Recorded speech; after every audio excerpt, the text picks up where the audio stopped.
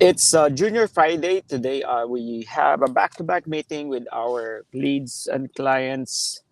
Then, one of the things that he's asking, because he's already 59 years old and he's looking to really take his business on the next level. He's tired of being a freelance. He already been popular in the industry here in Dallas. Now he's thinking whether he wants his business to become a brand or whether he wants to put up a store. He's a fashion designer, whether he wants to put up a store or he would like to be more on the licensing, just to have a licensing agreement with people that would like to use his name because he's been part of different uh, platform from TV. He had the TV shows. He already have podcasts. He have all those things already in place. But at the same time, he was weighing whether should I start my own retail or he would just rather have more use his name as in a licensing. So I think my 2 cents about it, and based on I've been dealing with so many partnership LLC as corporation in America for the past 14 years doing in the accounting and tax planning. I always ask what would be his lifestyle on the next 5 to 10 years down the road.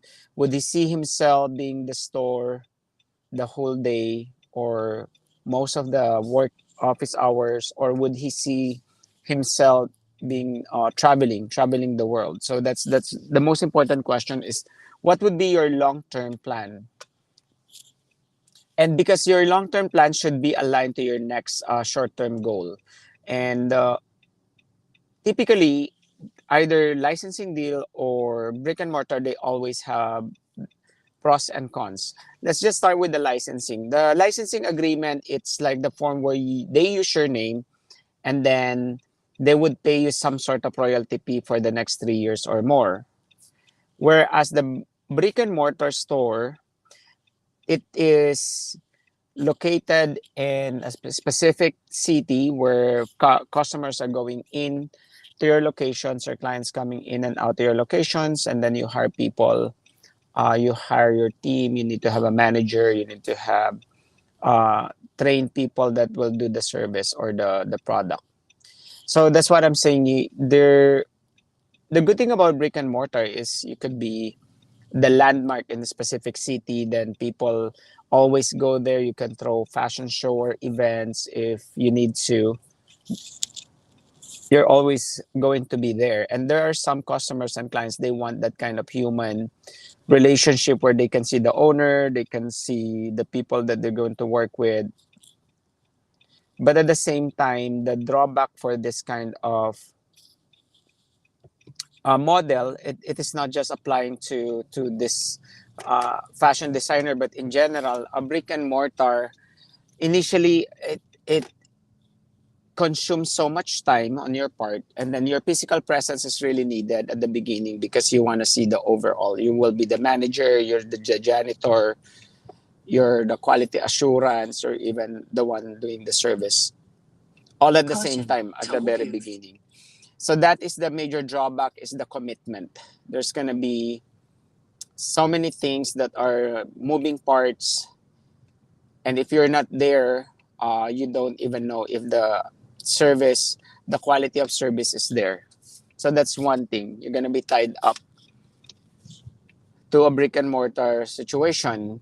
Now, on the other hand, licensing deal, the one of the benefits of a licensing agreement, where especially if you know your name is already known in specific city, and you have a massive platform, you don't have to be tied up with the lease. You don't have the people that would like to use your name and then they have their own store. They will be the one paying that, and they will be the one in the long term that they are tied up with the agreement. Okay, with whether it's 3 or 5 year lease. Uh, and the good thing, it when you enter in a licensing business model, because they're using your name. You could travel everywhere. You could be in one city to another in Italy, Mexico, Greece, France, no matter what, because they're using your name. The drawback of the licensing deal, number one, it's you really have to be recognized, well known. So which means you need to increase more on the branding yourself, on exposure, intensify and then solidify your brand. Are you fashion designer in terms of what? For women, do you have a certain demographics? So all of those things are need to be in place. Who are you serving? Then also the crucial process is the binding agreement. What would be the agreement between you and the licensee that would like to use your name? Is there an exit strategy? Is there a down payment? Is there any liability insurance when things go south, because you don't really have a 100% control on on a licensing deal? Basically, they're just using their name, but the way they run their business might be different from what you believe in. So those are some of the basic key points that you have to look whether you want to do any of this business model. But other than that, I always suggest first that the takeaways here, you need to know what would be your 5 to 7 year plan. If you keep traveling, of course, you don't want to be tied up in a brick and mortar, but also if you're going to stay in this specific area for the next 10 years of your career, then brick and mortar would work. So, but for me, since I've been traveling every now and then in the Philippines, um, I don't want to have a brick and mortar. I don't want to have an office because that is an additional cost of maintaining an office. And in accounting and while planning company, uh, the clients, they don't really need to see you in the store. They can, you can ask them out in a restaurant or any speak easy bar or rooftop bar. So that's why there's a flexibility. And also if I go to the Philippines, I would be able to still meet up my clients online.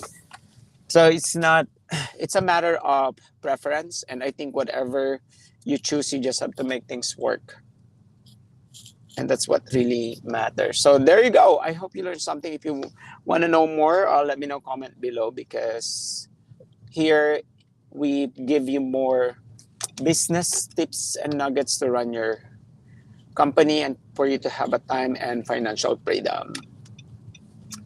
All right, so we're here now in another networking event. Dang, it's just been raining here on and off now. I got so much information. I got so much people that I met in the span of 9 months living here in Dallas. Uh, I've been up since 7, being outside.